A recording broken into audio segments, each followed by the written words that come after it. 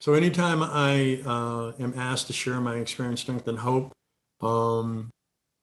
I try to remember one of my most favorite quotes, and it comes from Mother Teresa, and that is, we can do no great things, only simple things with great love. So my hope today is that I focus on being of service to higher power and bringing my higher power's love to this service opportunity. So thanks. Um, that part of me salutes that part of all of you that is shared by us. And so yeah. So when they asked me what I would like for my topic to be today, I slept on it and meditated on it for a day or so, and then it occurred to me that you can never go wrong with the steps. And so I'd like to share my experience, strength, and hope with the 12 Steps of Codependence Anonymous. For those of you that might be new to CoDA, please understand that I am no spokesman for CoDA. I am simply sharing my experience, strength, and hope. And I try not to share my opinions and really focus on my experience. And if in this process today, if there are some things that don't work for you, I get it. Please just take what you need and leave the rest. And that has always served me. So yes, coming up on July 16th, I will celebrate 11 years in Codependence Anonymous. The time that I have put together has been an incredible gift, but the real gift has been from the steps. I love the fellowship of this program. I love connecting to people in person, as well as on Zoom. But today I get to remember that connection to other people and sharing experience, strength, and hope, and being in meetings is fellowship. And the fellowship has been an incredible gift for me. My real healing has come from working the steps with my sponsor and applying the steps and living them. I have, so sometimes I have heard people describe CoDA as a self-help program. And I understand that that's where they're at. Me trying to help myself is what I was doing before CoDA, and that didn't work. So I understand that that's true for them. For me, this is a 12-step program, and as I said, that involves me working with my sponsor, and then in turn working the steps with sponsees. So if we're going to start off with the first step, it's really going to be, well, let's talk about what brought me to that first step. So I was raised in a codependent household. My father was an active alcoholic when I was brought into this world, and I got a lot of training and I got a lot of skills that weren't so healthy, and they were certainly knee deep in codependency and trauma.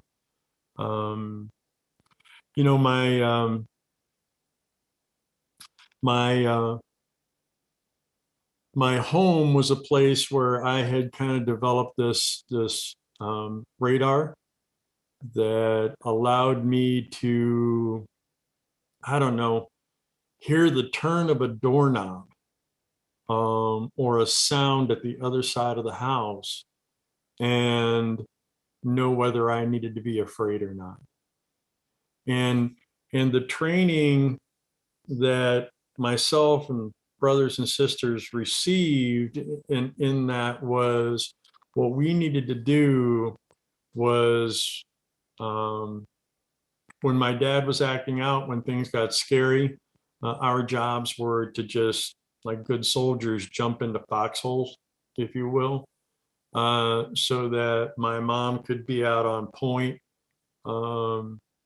dealing with the scenario, my dad, that was at hand, and try and manage things. And along the way, um, I learned how to abandon myself. I learned how to compromise myself, and to do damage control. And those skills, those survival skills, and we talk about it in our reading, that we learned how to survive life, and that in CoDA we learned how to live life. Um, I got a lot of survival skills before I got here that served me, and and some of those were very early in life. Along the way, also to we moved every couple of years, and it wasn't because my dad was in the military. A lot of people say it was, were you an Army brat? It wasn't about that. It was a case that as my parents' lives were improving, every couple of years, that meant moving to a different house in a different neighborhood, in a different place. And so what that meant is every couple of years I was the new kid in school. And I learned how to fit in. I learned how to become a chameleon, and that fueled my first addiction. And my first addiction was the approval of other people. The approval of other people was absolutely my first addiction.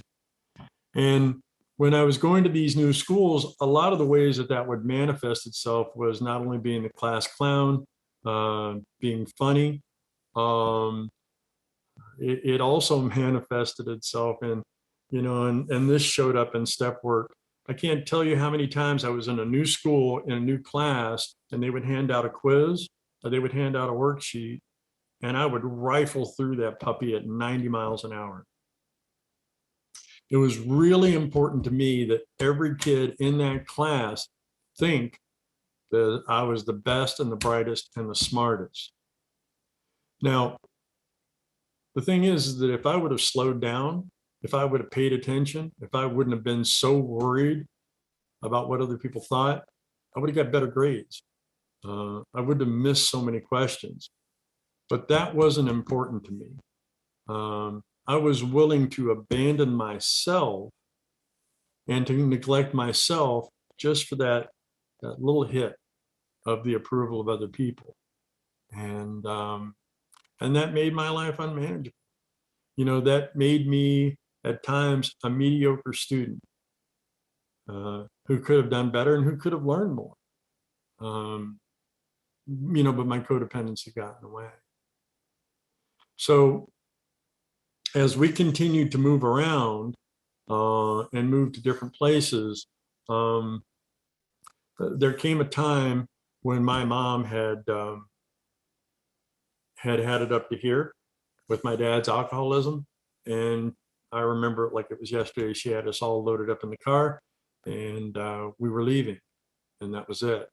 And some sort of deal was struck, that night. Something was worked out. We all got loaded up and we were taken to the drive-in, but something got worked out because we came back home. And what got worked out was my dad became abstinent. He became abstinent, but he did not get into recovery. And there used to be times when I would say that my parents did the best they could, but they didn't.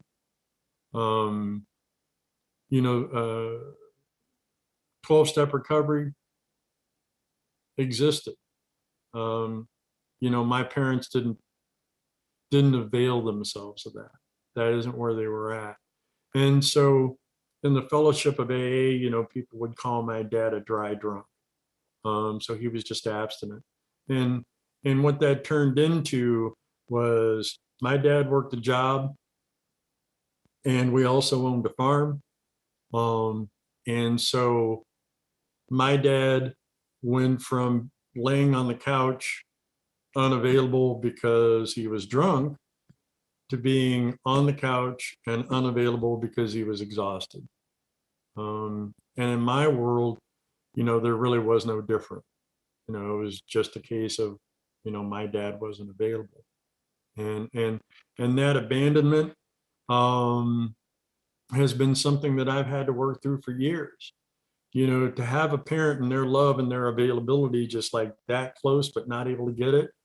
I have a friend who describes it as, being at the movie theater at the candy case, and all those treats are behind glass and they're so close and you can reach out and almost touch them, but you can't get them. And really, that's the way the love, consideration, and presence of both of my parents was. It was so close, but, it just wasn't there. My mom's codependence and like I say, where my dad was just really made that. Just didn't have it. Just didn't have it. My mom was in an awful car accident shortly after that. And she was hit by a drunk driver. And that was about 30 miles from our house. And as it is, 30 miles from our house going through that intersection, the drunk driver that T-boned my mother and injured my brother and had my mom bedridden for over a year. The driver of that truck 30 miles away was my uncle. So my uncle was responsible for my mom's physical and emotional injuries. He was responsible because of his addiction for all the trauma that caused to the family. It was a scary place for me. I didn't know what it was going to look like with my mom. None of us did. Didn't know if she was ever going to walk again or what her quality of life was going to be like. And that was scary, to say the least. It caused me sadness, loneliness, and I really didn't have the skills to deal with that. And that just spread out throughout the family. This man was married to my mom's only sister. Their kids, my cousins, we were like brothers and sisters. Every other weekend, we were all hanging out together, and this just ripped the whole family apart. And what I learned in that process, and my aunt and my uncle, their marriage didn't survive this. It turned into a divorce. It turned into a strained relationship with all of his kids. It drove him deeper into his addiction. And one of the things that I learned along the way in my family is that in this family, if you screw up, you're banished. You're out of here. And it wasn't long after that my own active addiction kicked in. My mom was in pain. And she had pills in the medicine cabinet that helped her with her pain. So it made perfect sense to me that to deal with my pain would be to take my mom's pills. And, in my adventures through my own addiction and my own coping skills or lack of, my life got unmanageable because of my active addiction to mind and mood altering substances. But the constant that always happened long before I picked up that first substance and throughout active addiction and after getting into recovery was my codependency. I had this pattern. I had this pattern that showed up throughout that, because I had low self-esteem, because I didn't have any skills in terms of growing up my child and being an empowered adult. I found myself emotionally and spiritually stuck as an adolescent. And so I found myself then getting into romantic relationships or personal relationships that all followed the same pattern of me thinking that I was rescuing people or that I was doing things for people to help them, to make their lives more manageable. And it was generally unspoken. I wasn't asked to. That was just my codependency. I'm going to fix you. I'm going to fix your life. I'm going to fix the scenario. And this pattern is played out then that I jump in to fix something uninvited. If you do not appreciate me for what I have done, then I get resentful, and then I check out, and I show up angry. And the way that I show up angry is either being passive aggressive or being passive avoidant, to where I deny my affection, and that's how I'm going to punish you, is by not being there. Or I'm going to show up with sarcasm or little digs, or I'm going to get more and more frustrated because I'm trying to give you these little hints and suggestions on what you should do, but you're just not listening. And that pattern has played out over and over and over again. That circular scenario of me showing up uninvited, call it the knight in shining armor, angry that you don't appreciate me, and then being aggressive or avoidant. And that made my life unmanageable for many, many years. Now, when it came to the mood and mind altering substances and the active addiction, in that part of my life, I reached my bottom in July of 1995. And so at that point, in July of 95, I actively became a member of Narcotics Anonymous and started applying those steps and service work and all the suggestions that go along with 12-step recovery in my life. And I got immersed, got really immersed. At the time when I got clean, in the 9 years prior to getting clean, in my marriage, my wife was, prior to getting clean, my wife was dealing with sexual trauma, active addiction, and both of our lives were unmanageable. And as I said before, that scenario of me trying to control her under the guise of rescuing her was making both of us miserable. And when I got clean, she was unwilling to get into recovery, and that marriage ended. And so I found myself getting immersed in my own recovery from addiction. But I applied those steps to the best of my ability to the healing of that relationship and all the other previous relationships. I see now that I could have done a deeper dive. So to fast forward, well, I can't fast forward too much. When I had a year clean in Narcotics Anonymous, I met a beautiful woman, a a single mother with 3 phenomenal kids. And so we started dating in recovery, and we dated for 2 years. And I got a chance to get to know her and to know those kids. And so at about 3 years in that fellowship, 2 years into that relationship, we got married. And we were the perfect recovery couple. We were the classic recovery couple. And our marriage went along. Things were working great. There were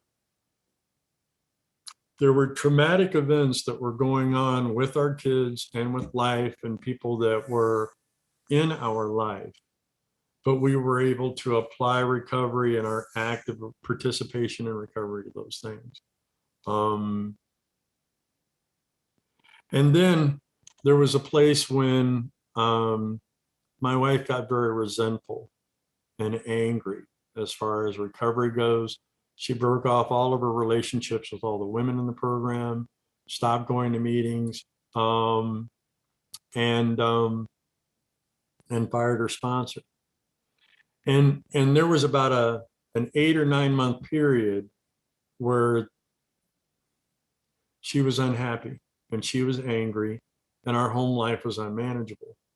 And what happened for me in that time is when her anger showed up, I became that little kid again. I went back to the kid that was traumatized at home, didn't know what that evening or that moment was going to look like. Was it fight or flight? And so I shut down. And when she was angry with the kids, I didn't show up for myself or show up for them. And I got really small. And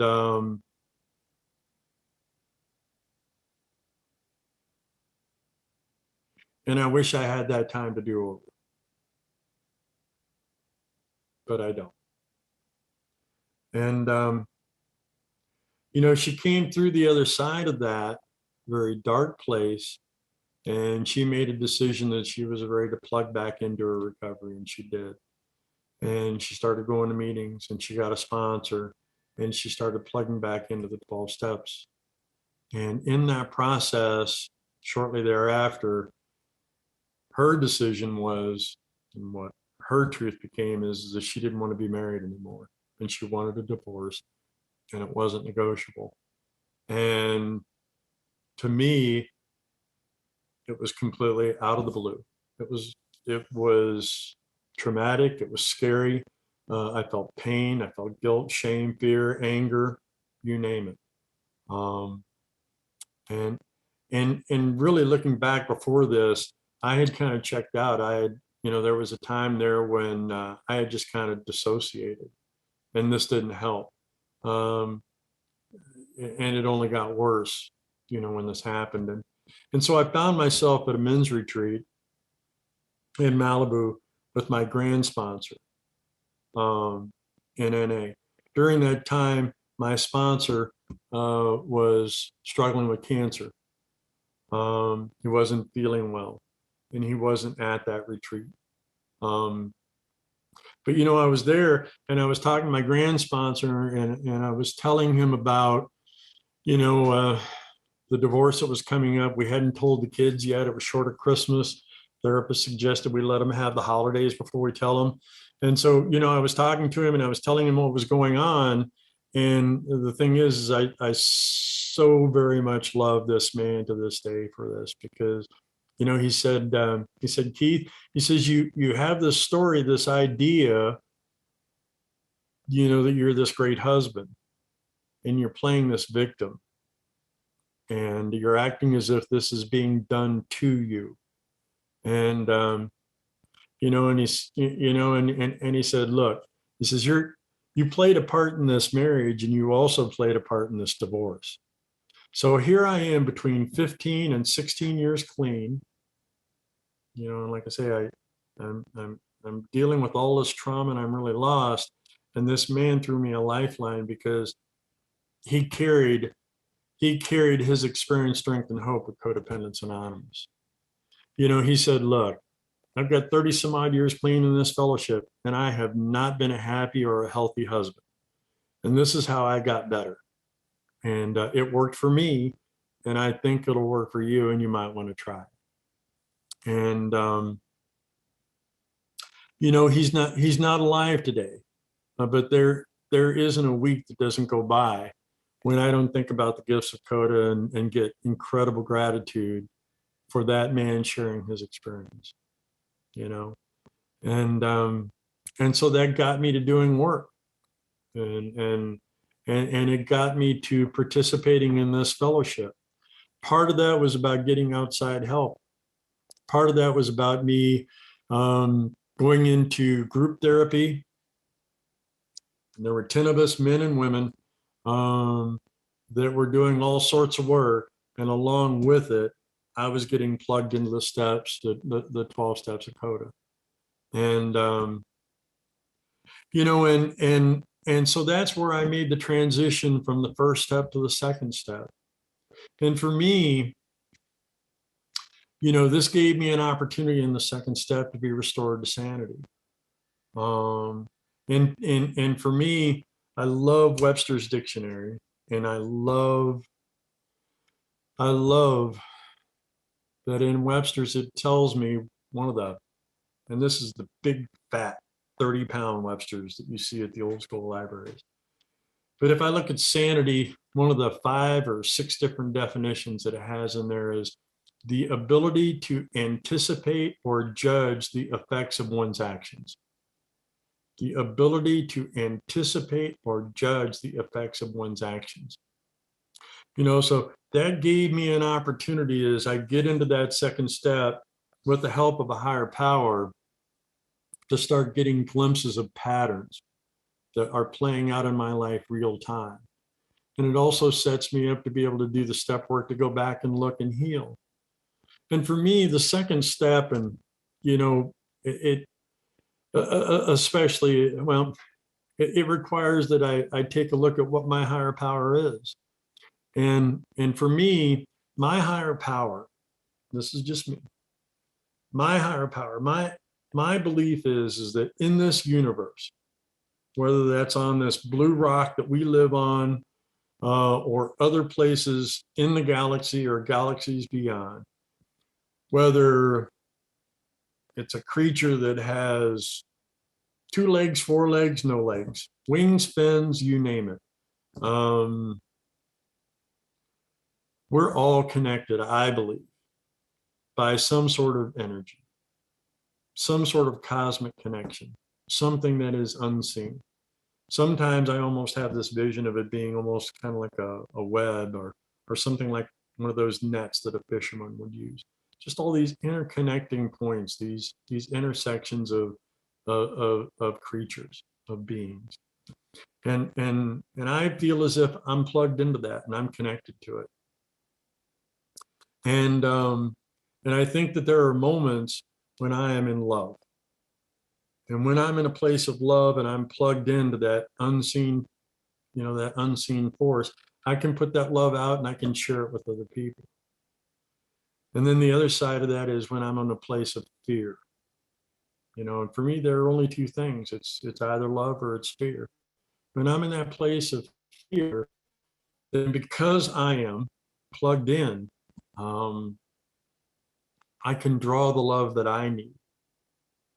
I can draw the love that I need to give me the courage to walk through difficult things, whether that's step work, difficult conversations, setting boundaries, you name it, things that are foreign, things that are scary. I can draw on that love, to do what I need to do.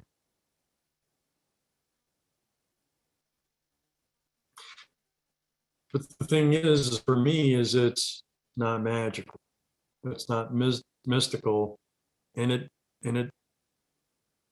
what I mean is I live in this real world, in this tangible space. And that web, if you will, that connection, is provided for me by the people, the human beings that are in my life. And And yes, prayer and meditation is important to me, but I also get to understand that the surrender that happens in the second step involves that I understand that I don't have all the answers, that I'm fallible, that I'm human, that I need help, and I need to open my mouth. I need to speak up. You know, I have friends that have, and I make this joke, you know, I have friends that have a lot of superpowers, but mind reading isn't one of them. You know, so I need to use my voice to speak up, and that's that first scary thing that I have to step through. And maybe that is something cosmic, energetic, and spiritual, or maybe it's the experience of practice. I don't know, but something allows me to pick up the phone or walk up to somebody after a meeting and say, look, this is what got me sideways, and I need help. You know, I need help.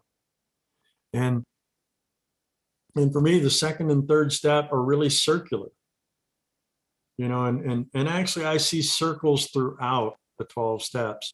But for me, when I actively pray the third step, and look, if you're new, if you're an atheist and you're an agnostic, this fellowship allows space for that. And maybe prayer isn't something you're comfortable with. But if you can find some way to inhabit the third step, whether it's through meditation or whether it's simply stating affirmations, you know, to some non-spiritual space. But for me to turn over my will in my life, for me, look, I look up the words will and I look up life in the dictionary, and I struggle with some of those definitions. And over time, what I have come to realize is that for me, my will in my life, that's my ideas and my actions. That's my ideas and my actions.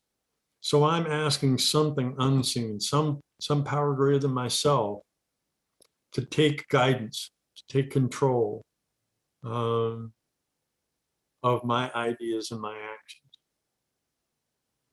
And the beauty of that then is it gets me to a place to where I get to pause, not be so reactive, and to make some healthier, more effective choices. And then it also allows me to step into that next step of the fourth step, and in taking an inventory. And I had done some four-step inventories before, but doing my first fourth step in CoDA put me in a place to where I was struggling with feelings of not only guilt, but shame. In reflecting back, you know, see, it's one thing at this point in my life, I can kind of compartmentalize, and I can say there's the Keith before he became an active member of Narcotics Anonymous and was in active recovery or an active addiction. But then there's this other part, and that part after I started working those 12 steps and doing that recovery. So because the thing is then I start getting into shame. I start telling myself that I am a defective recovering person. I start using between my ears the word should a lot. You know, you should have been able to have a healthier marriage. You should have been able to show up, you know, for your kids during this really difficult time.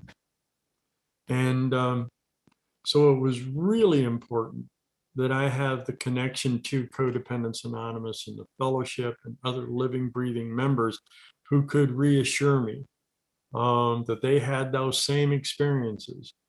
And their support was this living, breathing, manifesting higher power that allowed me to write and talk about these things that were really embarrassing. And, you know, and periodically my sponsor will have me going back to doing a spot four-step on the stuff that's making my life unmanageable today. But maybe we'll get to that more in a minute. when it came to the fifth step, there was still this lingering part of me that wanted to say, well, isn't it just good enough for me to write it down and share it with my higher power? I know that's not rational, but there was still fear about talking about these embarrassing things to my sponsor. And once again, it comes to shame. And I'm not talking about guilt here. I mean, in guilt, and look, I'm not the first person to say this, but you know what? When I look at my actions, when I look at something that just happened, and I say that was a mistake, that's guilt. When I look at that situation that just happened and say, I am a mistake, I'm defective, that's shame for me. And that was the stuff that I was struggling with going into doing this fifth step. And I'm glad that I had this heartfelt love and respect for my sponsor and that he had my trust. He definitely met me halfway by being a living, breathing example of Codependence Anonymous. I knew that he was a man of integrity and I knew that he was trustworthy. And so that allowed me to go ahead and share that fifth step. And I had these ideas in my fourth step that, I've been doing this for a minute and I thought I had a pretty good handle on the nature of my wrongs, these patterns that were playing out in these relationships, in these scenarios, in this unmanageability. And, and I guess this kind of comes back to that idea to where I am not in a self-help program, because in that fifth step, my sponsor had his insights, his objective, feedback that told me, now, you know what, here's a pattern that you're missing out on. And he was pointing out and questioning me about my motives in a way that I wasn't. And that's so much of the fifth step for me, and really arguably all the steps, but especially in the fifth step was taking a look at my motives. How did these things serve me? He was able to take me into a place to where I was able to look at where I had created these scenarios, where I had been dishonest with other people, where I wasn't the authentic good guy that I thought I was. And he was able to unpack these situations and remind me of the subtle ways where that pattern that I talked about of me showing up uninvited, getting angry, and then showing up anger out of the side of my neck. He was able to unpack those and hold a mirror up for me to take a look at these situations and give me a different perspective. And I'll be forever grateful to him. And then this takes me into the sixth step. And, so as we've unpacked this, this fifth step and the nature of my defects, when it takes me into this sixth step, and the sixth step is the easiest one for me to take for granted. And maybe it's because the action words, the verbs in it, are kind of squishy, if you will. But they're there that way by design. I'm so grateful to our predecessors in that they understood the beauty of pausing and reflecting and getting to a place of willingness to get rid of these. Because I got to tell you, while I was sitting after the fifth step and sitting on this awareness of these shortcomings and these defects of character, and these patterns, with that awareness, I would find myself rationalizing and justifying using them again. It was kind of like a piece of trash that I had thrown out, and I was just going to go grab it and tell myself, well, if I clean this thing up, wipe the mud off of it, this won't be a defect. And really, I was getting in that sixth step and then sitting in that space, this awareness that I was falling into, to wanting to find socially acceptable reasons for this socially unacceptable behavior. And that's really what all my defects are.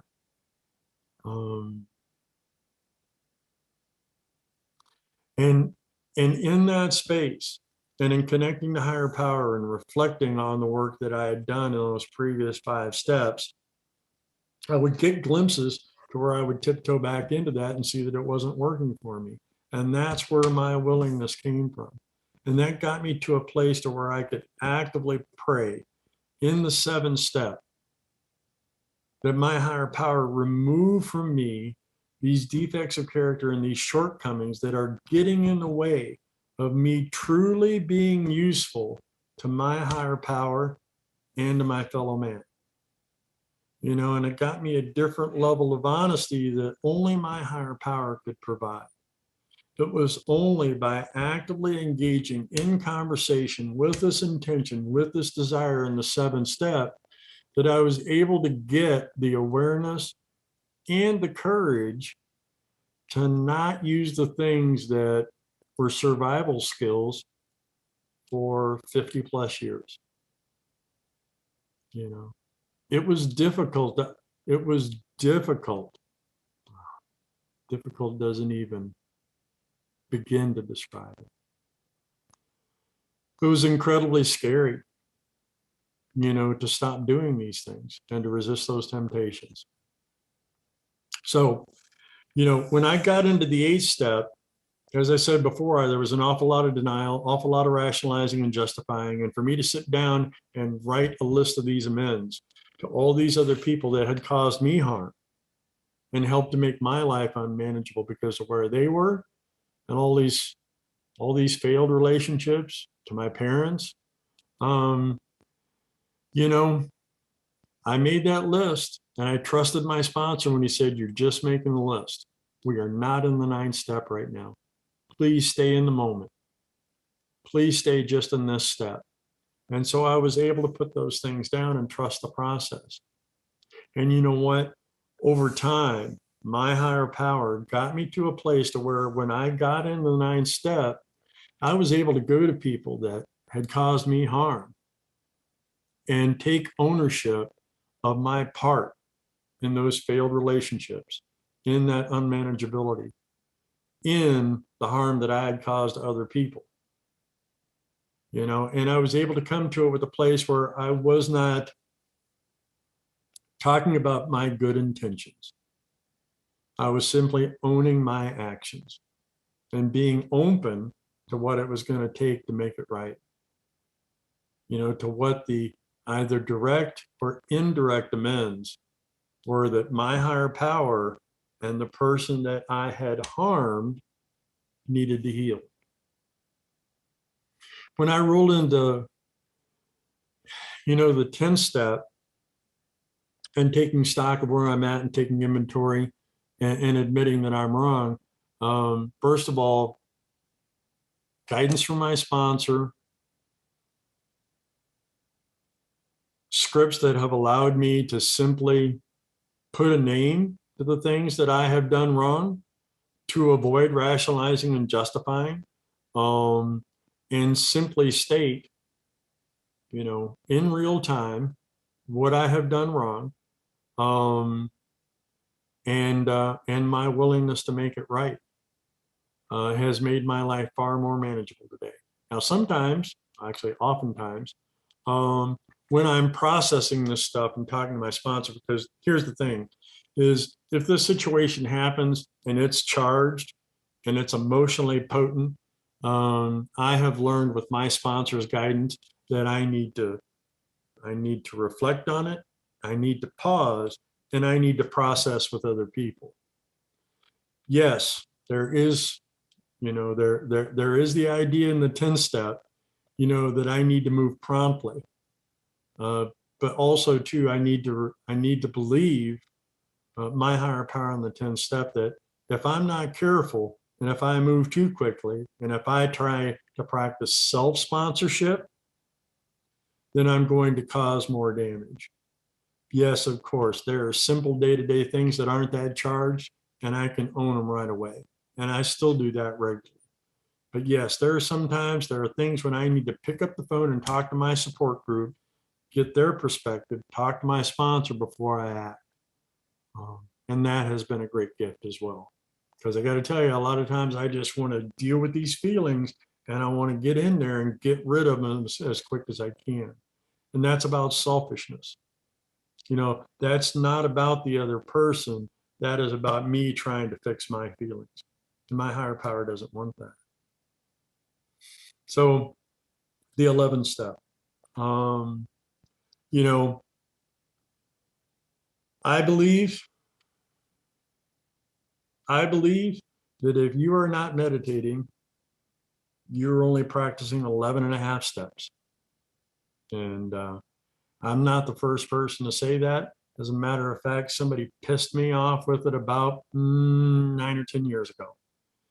I had a friend in recovery that would share that, and he would say, look, Keith, if you're not meditating, you're only doing 11 and a half steps. And I'm sitting here with 15, 16 years clean, and a little arrogance is kicking up. And I heard it a few times, and eventually I got the willingness. And I want to say, geez, it's been about 9 years now that I have been a daily meditator. And that has been an incredible gift. It really has. It has been an incredible gift. I get a tremendous freedom that comes from the 11th step. And maybe I'll talk more about freedom when we move on to the 12th step. But you know what? It's important to me in the 11th step that for the prayer portion of it, that I keep it simple, that I simply ask, that my higher power give me knowledge of their will and the power to carry it out. That's the simplicity of the 11th step. And I can have other prayer and other affirmations in my life, but the 11th step is just that simple. And when it comes to the meditation part of it, that other half of that step, for me, I have explored different methods of meditation to find what's comfortable for me. And probably the best way for me to describe my 11th step in that process is I set aside time in the morning and at night, both when I start my day and before I go to sleep, spending time with a timer. And this is the metaphor that I like to use. I'm simply watching a movie. I'm sitting quietly and I'm watching a movie. I am not the writer, director, or the producer. I am simply observing a movie, not with judgment. Well, yeah, of course, with judgment. I have not achieved enlightenment, and I don't think it's going to happen anytime soon. It'd be great if it does. But right now, I just simply observe.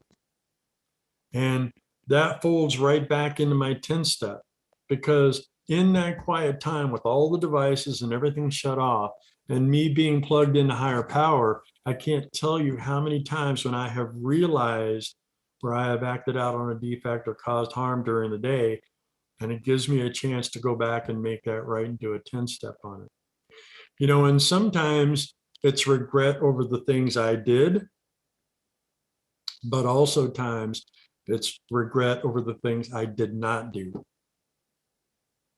And sometimes in those things that I didn't do, by owning it, it gives me a chance to make an indirect amends, to come back to that person and be more present and be more available and have a healthier, deeper connection to them. And it allows me to be more intimate with them and more trustworthy and more present.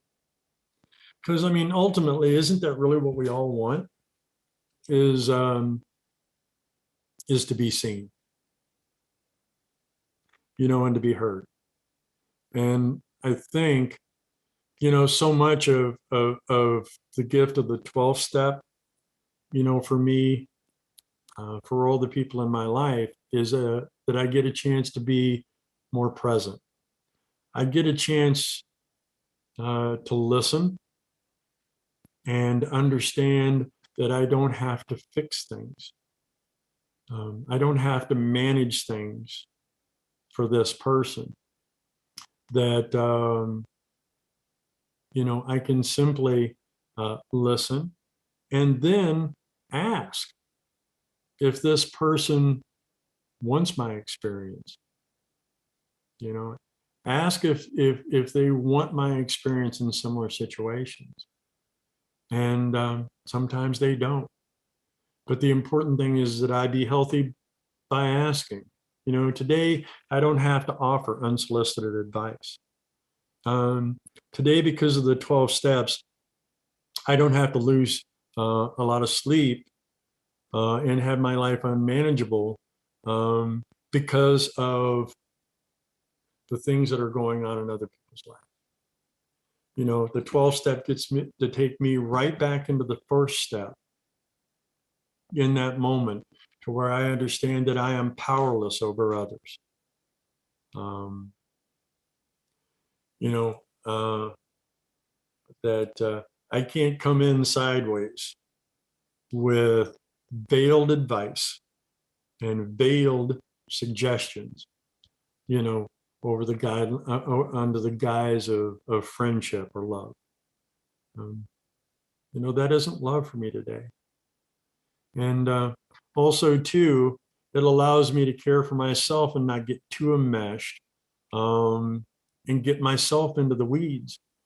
I have a dear friend who isn't in CoDA, who said, please, Keith, remember, you're not going to serve yourself by setting yourself on fire to keep your friends warm.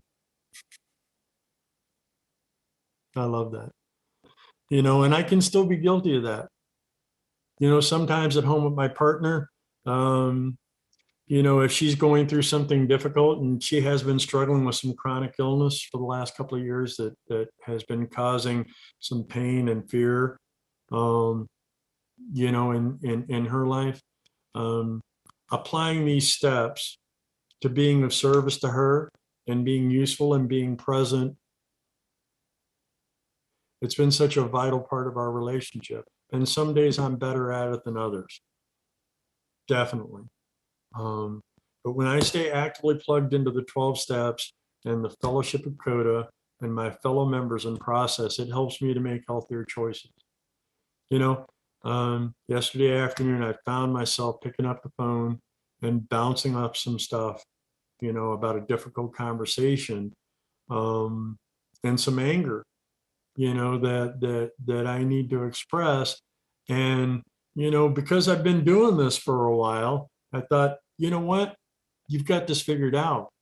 And, you don't need to talk to him. And I can think that as long as I pick up the phone. I mean, if it's emotionally charged and I'm feeling it, I got to trust that gut and that experience and pick up the phone. And I did.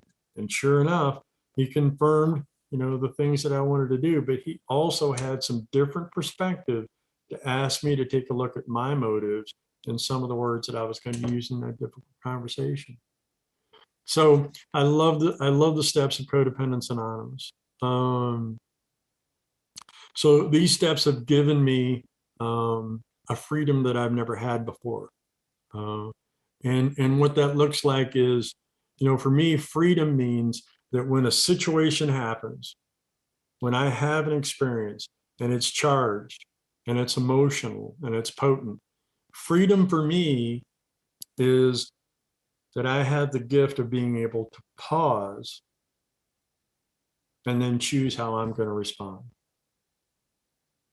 The emotions can show up, the event can show up, and I have the gift of freedom that allows me to pause and choose how I want to respond. I will never, ever be able to do anything to repay the man who carried the message and his experience of Codependence Anonymous. But I can try to repay that by continuing to be of service in this fellowship, in the service structure, at my home group, and by working these steps with my sponsees and taking them through the steps and sharing my experience, strength, and hope. So I want to thank the committee again for this opportunity to be of service. And thank you for letting me share. The relationship with both my parents was, it wasn't all unmanageability. It wasn't all about trauma. Um, there were, there was love. Um, there was a lot of support in many ways. Um, and they received training from generations of shame and trauma, that carried on. And,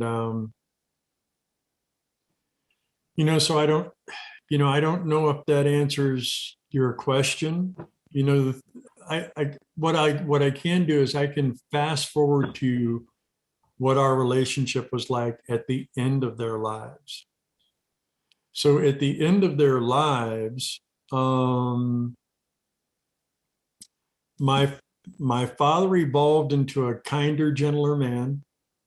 He never got involved in 12-step recovery, but he evolved as a human being and as a child of God, and he took on a connection and a lovingness, an ability to love and be present, that was wonderful. And he and I had a healed relationship. And my mom, the only reason why we didn't have quite the same experiences because of her declining mental faculties. At the end of her life, we had lost opportunities. That was it, and part of who she was. But my work in CoDA, as well as my dad's evolution, as well as my siblings, has really changed. And we have a more loving, intimate relationship, me and my siblings, because of CoDA and because of this work. Yeah. Thank you. So how did I make that decision? So the way I made that decision is I reached a bottom, I reached pain and unmanageability, and the universe and higher power, with me speaking up and asking for help, which is my physical version of surrender, just accepting and understanding I need help. I spoke up, and and Hamilton was there, and he shared his experience, strength, and hope, and it wasn't theoretical. It was his own living, breathing example of work with these steps. And he was a man of integrity, and he owned his shortcomings. And I found all of that attractive. And then I put it into action. Now, I don't know what your path is going to be. I would urge you to explore these fellowships and listen to your heart and connect with people. And your higher power will, my sponsor reminds me regularly, my heart will never lie to me. So, show up, go to the buffet, if you will, of recovery. But be careful also too. It could be real easy to fall into going to 4 different fellowships and not connecting deeply with people. So, I would urge you, like I say, to explore and then make a commitment and get involved in the steps. Well, I'll share my experience. And my experience is that I got connected with men. I got phone numbers. I listened to them at meetings. And then it was about somebody having something that I wanted. And, does it always work out? No. But, I'm only one half of that relationship. And so my job is to continue to show up and ask other people. And if I have that willingness and I have that desire, doing my footwork will get me what I need and what I want. So there's no short answer to this. Um, what I can share that is my experiences is that it, at the root of this, the absolute foundation are the steps with my sponsor. Um, and we've talked about that and how they've applied, but particularly to difficult people, the way the steps have shown up is in my 11th step, a big part of that has been during that reflection, taking a look at feelings that I have had during the day, and in doing a 10 step and doing a reflection and a meditation of the day and looking at feelings, I get to take a look at what were the events that caused me pain or joy or fear or loneliness or anger or guilt or shame. And by applying the steps and having a relationship with my sponsor, then sometimes I have opportunities to express my anger appropriately. And a script for that has been very clear for my sponsor, and it usually is, when you did this, I felt that. And if there's a need for a boundary in that case, then I get to say, and I'm going to ask you to never do it again. Now, I'm still powerless over others, and that doesn't mean they're going to honor that boundary. But I also get to remember that I need to clearly communicate and express my anger and my expectation and define that boundary. And I also get to understand that today in recovery, I know the difference between a boundary and a wall. A boundary for me is like a screen door. Some things can come through, other things not so much. And my job is to construct and clearly communicate that screen door to keep those pesky things out. But if I'm throwing up a wall, if I'm blocking people out, I'm acting out on a defect more often than not, and I'm trying to play God. And those don't serve me or my relationships today. But, difficult people, whether it's family members, coworkers, the same thing holds true. Obviously, different levels of intimacy and potency define, how deeply and intensely I have those feelings, but the process is still the same. So thanks. So what I'm hearing is how am I applying CoDA and the steps into healing through trauma, and especially the trauma of the last couple of years. That's what I'm hearing. So, one of the things that I have learned in this journey is that I cannot narrate my way out of trauma. Yeah. My higher power has given me a beautiful brain. It is a phenomenal creation. But I also want to remember that my brain makes a great employee, but it really doesn't need to be running the show, but a great employee. What needs to be running the show is my higher power. And I described that higher power earlier, and I would urge you to find your higher power as it manifests in a support group. Welcome to your first meeting. This is the greatest show on earth. There are so many gifts that are available to you. Please get plugged into meetings, get plugged into women in the program, and find that one that can help guide you through the steps. That's where the gift really is in the steps. So welcome and enjoy. Yeah, so, first of all, to be clear,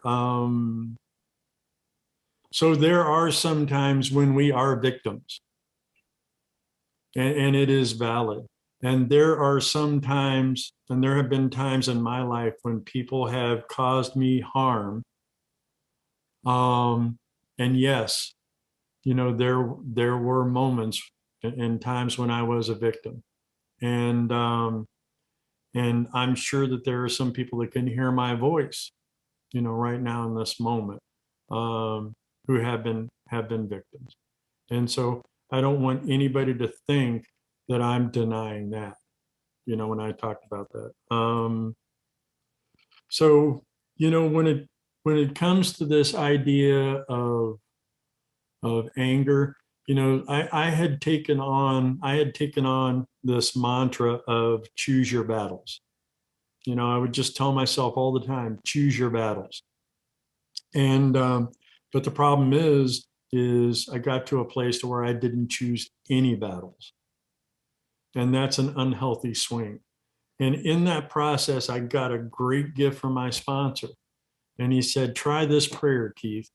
God, help me to express my anger appropriately. God, please help me to express my anger appropriately." There's nothing wrong with anger. There's nothing wrong with any feelings, really. It's what do I do with them? There's nothing wrong with shame. In my world, there's such a thing as healthy shame. It's what do I do with it? Healthy guilt, healthy anger. So, the thing is that, in that process and by getting in connection and reflecting on my feelings, I got to understand that rage is more than anger. Rage is a lot of my history. Rage has shame and guilt and loneliness and all sorts of other things smooshed in, and it gets amplified. But I think that you'll find as you continue to work with your sponsor in your path, and I would urge you to, to take that prayer, that affirmation, if that works for you. Ask your higher power to help you to express your anger appropriately, and I hope that works for you, my friend.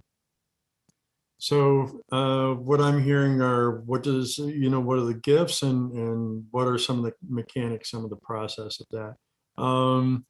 So, gifts, there isn't enough time to describe them.